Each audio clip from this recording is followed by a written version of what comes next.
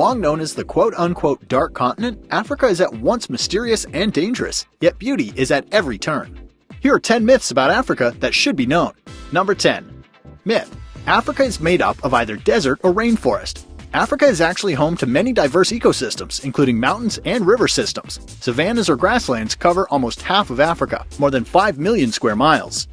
Number 9. Myth: Africa is dangerous, don't go there. Although multiple countries are listed on the US's travel warning list, with approximately 54 countries, you'll find more safe and friendly places than not. For example, South Africa's current murder rate is lower than that of at least 10 other countries, including Honduras, El Salvador, and Guatemala. Number 8. Myth: Africa will always be poor.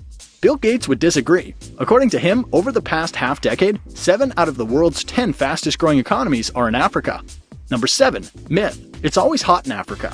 You'd be surprised to know that it does snow in Africa. People in Johannesburg, South Africa experienced snow in 2012, and before that in 2007, although never to the extent American Midwesterners are accustomed to.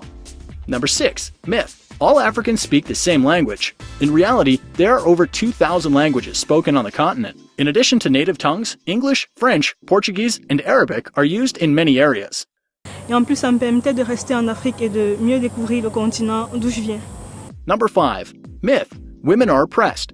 Many are fighting back, and in some areas like Rwanda, latest figures show women make up approximately 63% of parliament. Number 4. Myth: Africa is a country. Africa is the second largest and second most populous continent on Earth and is home to 54 recognized sovereign states and countries, 9 territories, and 2 de facto independent states. Number 3. Myth: Africa is technologically backwards.